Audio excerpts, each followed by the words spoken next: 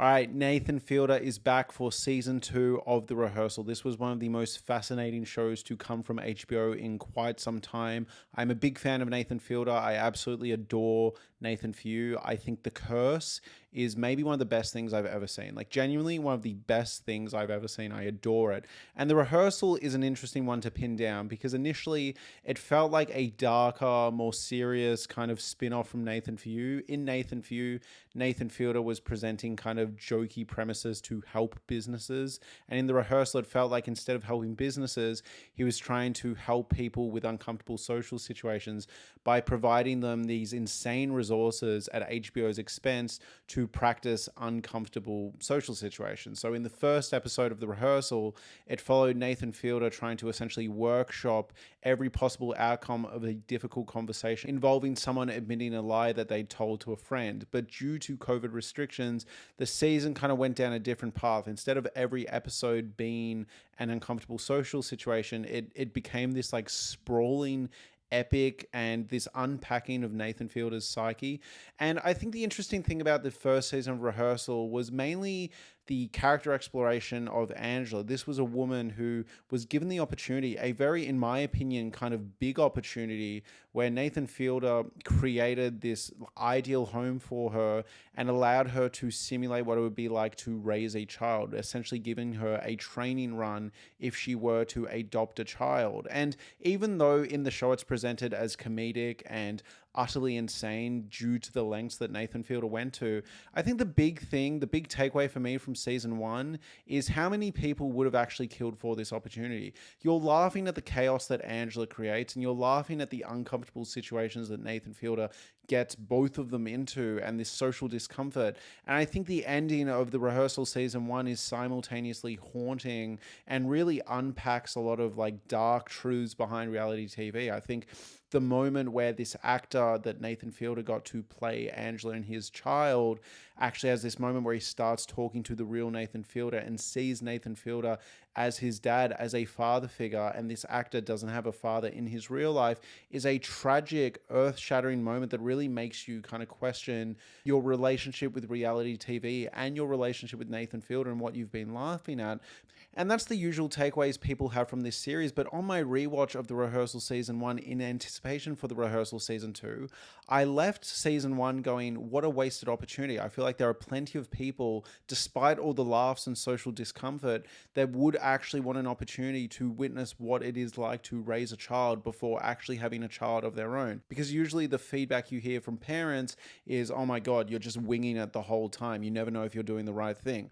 All this being said, and the reason I gave you this preamble is season 2 of The Rehearsal seems very interested in this idea. Season 1 occasionally felt like Nathan was taking the piss, and it felt like he was making fun of some of the people he was seemingly trying to help, similar to Nathan For You. But here, it actually feels like Nathan is sitting there going, no, I actually want to use this insane premise, these insane resources to seemingly do something of substance and value that might actually change our relationship with aviation by helping people be more assertive in their lives. It's such an obscure thing to say, but this isn't surprising given Nathan Fielder. He always has this tendency to kind of go in a completely surprising direction, and you go along for the ride, and somehow it's consistently entertaining and engaging. So all the promo material, this insane first trailer we got for season 2 of The Rehearsal, was all centered around aviation. Nathan Fielder seemingly helping with aviation. And I watched the first trailer for The Rehearsal season 2, and I had no fucking clue what was going on. It looked like he got a pilot's license maybe. I was like, what is going on? And you hit the ground running with The Rehearsal season 2. So episode 1, it opens with these high budget, high production reenactments of actual plane crashes. It's in front of that new technology where they use screens that are actually playing an environment instead of green screen or blue screen. They used it on The Mandalorian, I think. So Nathan Fielder is going to all this effort to recreate these plane crashes, and you're like, where is this going? Where are we going with this? And it turns out, as the episode unfolds, Nathan Fielder has noticed a pattern that before these deadly plane crashes that have actually happened in real life, there is a lack of assertiveness from the co-pilot. So the main pilot seems to be very assertive, very direct, even though ideally, even though the way it's meant to be is both have the same level of authority, just one happens to be the main pilot. And they are both meant to listen to each other, and they both are meant to have weight in their decisions. But consistently, time and time again, he's noticed in these flight logs that there is one party that is being rather passive and not assertive when they see there is a problem, and these problems could have been avoided if the arrogant one actually listened to the one that was scared to be assertive. So you're sitting there and your cogs start turning and you go, okay, I know where Nathan Fielder's going with this. He's going to get pilots to rehearse actually putting themselves out of their comfort zone and being assertive. And the thing is, as funny as this sounds and ridiculous as this sounds, the visuals of Nathan Fielder standing in front of people blowing up and exploding has this dark, sinister sense of humor behind it. I couldn't help but be captivated and be like, this is actually important. I think he's caught on to something here, especially because he meets up with a government official who I assume will be a recurring character here, but a government official that was involved in policy development around aviation. And he's actually suggested that rehearsing these scenarios and encouraging people to work on their communication would have helped prevent future crashes. So Nathan Fielder goes, I've kind of got a dilemma because I want to make a funny show, and this isn't funny. This is actually kind of serious. This is actually important work.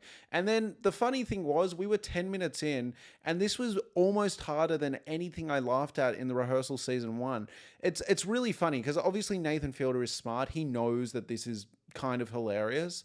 But I think the interesting moment here is it's simultaneously way funnier because of how serious the subject matter is, but simultaneously you're watching this insane social experiment, reality comedy fusion, and it does actually feel like you're watching something important. Like, my boss is obsessed with air crash investigation. I'm sitting there being like, this is going to break his brain.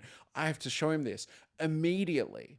Immediately. And I think it transcended so far. I'm pretty high off this first episode, but I feel like it's already starting to transcend the Rehearsal season 1. I think the Rehearsal season 1 is fantastic, but it's incredibly uncomfortable. It's kind of a tough sales pitch because a lot of what it's leaning into is social discomfort that a lot of us notice in other people and in ourselves that we kind of ignore in polite society. And Nathan Fielder is directly leaning into it. There's so many uncomfortable moments in that first season of the Rehearsal, but I think here Nathan Fielder's kind of found a balance that I think is going to be really compelling for a larger audience, in my opinion. And I know on one end, I really like the niche, dark, socially uncomfortable humor that Nathan normally leans into.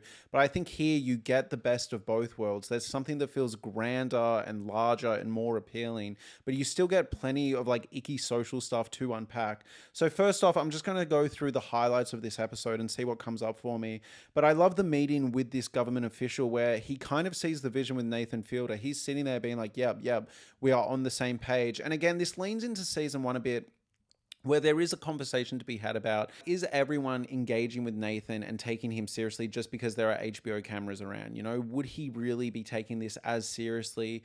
I think almost yes, because when you are watching this, it is seriously compelling stuff that he's bringing up, and he is actioning ideas that were previously ignored that were proposed from this guy. But I think as the episode continues on and you're seeing everyone engage in like the Fielder method and do these insane things, you are sitting there being like, is this because the camera's on them? Particularly with the scene towards the end between Moody and his girlfriend, but we'll get there when we get there. So the first substantial highlight of this episode is him finding this pilot, Moody, studying his life and essentially recreating these flight situations, essentially a real life flight simulator where he's trying to get Moody to be more assertive, have the ability to be more assertive in case he's in a plane crash with a captain that he needs to kind of give his opinion to. And Nathan witnesses a phone call between Moody and his girlfriend, and he notices that it's just incredibly icy. He starts probing with questions and realizes that there are trust issues with the fact that they're a long distance relationship, and Moody essentially feels like eventually a customer that comes to the Starbucks she works at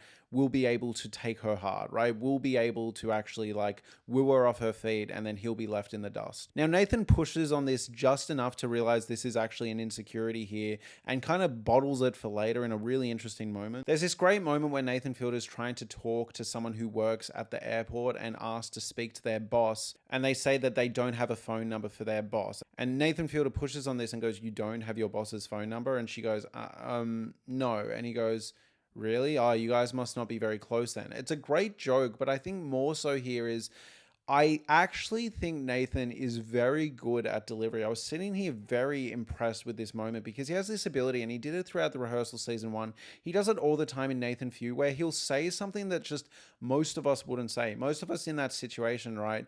We would know that most likely she does have her boss's phone number, but what she's really saying is a white line, essentially saying like, it's not a number I can give out. But Nathan pushes this. He takes everything literally and really makes people sit in the moment and really makes them sit with the kind of like white lies they're dishing out, if that makes sense. You know, we both know what she was trying to say, but he's like, "I want the phone number, so I'm going to push at this until you feel uncomfortable." And he lets that moment sit and lets it hang, and it's just a really like impressive moment. And you see him do this sort of stuff throughout the episode, just these great moments where he makes people sit in the discomfort, because it seems like he just doesn't have the same level of discomfort. Like so many moments in this episode, he's just happy to like sit in the awkwardness and ask these insane requests of people. I love the moment as well where he talks to someone and tries to figure out whether he's replicating behavior that these pilots exhibit, where he seems dismissive and not interested in the people he works with. And again, very admirable that he can sit in the discomfort here. But then we get to this moment where all of the stuff that was explored in this episode kind of comes together in a really fascinating way. So essentially, Nathan decides, oh, to get these people to be more assertive, I'm going to get them to start handling other uncomfortable social situations in the setting of a flight. All right. So he essentially tells Moody, like, "Hey, I'm going to get you to have this conversation with your actual girlfriend about boundary setting and how close she is with the customers and whether they're flirting with her and, you know, your trust issues around that. And I'm going to get you to do it while you're in the cockpit and get you to do this gesture of taking control of the flight controls as you're taking control of the conversation with your girlfriend. And then hopefully that translates to, if you ever have to take control of a conversation with your pilot, that gesture is simultaneously empowering. It kind of is like a Pavlovian response." I actually found, like, I know this is kind of meant to be funny, but I was sitting there being like, I think he's kind of onto something here. And then you just have this insane chat with Moody and his girlfriend, where the girlfriend's like, "Oh, by the way," like some of the stuff before this conversation is insane. The girlfriend reveals she's got an ankle bracelet from a friend and she's been taken out for coffee dates. And even Nathan is like, "And you think they're not trying to date you or sleep with you?" And she's like, "Nah, this is just like a friend." And he's like, "And you decided to wear this ankle bracelet?" So then, yeah, they get in this simulation and he's sitting there and more information comes out where I'm like, what the fuck? Like, yeah, apparently they've been going on full on dates and she's been wearing ankle bracelets and they've been getting her flowers and coffee, and Moody gets a bit assertive, and every time he starts doing it, he starts pulling the flight controls in and starts saying, "Well, look, I mean, I would only be buying coffee for a girl if I wanted to sleep with them or go on a date with them. I'd only be doing any of this if I wanted to do that. So I feel like that's what these people are doing. I'm not super comfortable with it." And then the highlight of the episode for me is this moment afterwards. And again, it makes us question the relationship with the camera and like what reality TV is in general, where Nathan feels like he's achieved a sense of resolution with this couple. Like, you know, they had a really productive chat, and he gets a sense that there's some discomfort, but ultimately is a step in the right direction.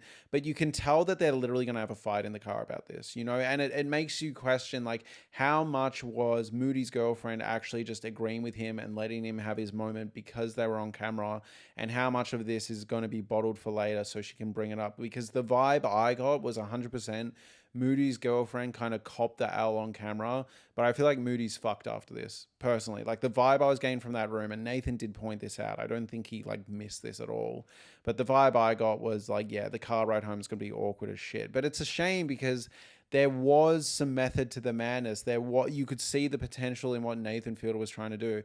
So ultimately, look, I'm just spitballing here. I have no clue where this season is going, but I'm incredibly fascinated. What a strange season 2 for this show. Like, Nathan's trying to solve a serious problem with airliners and like pilot training. Incredibly fascinating. Anyways, thank you so much for watching. If you enjoy this, please consider subscribing, liking, and commenting. I will be covering every episode of The Rehearsal as it comes out. Also, please consider getting a membership to this channel. I talk about every movie and TV show I've watched in a monthly or fortnightly podcast. I'm also taking recommendations at the moment for discussion topics on the membership part of the channel, and the top tier of members get to vote for a main channel video once a month. Thank you so much for watching, everyone, and have a lovely day.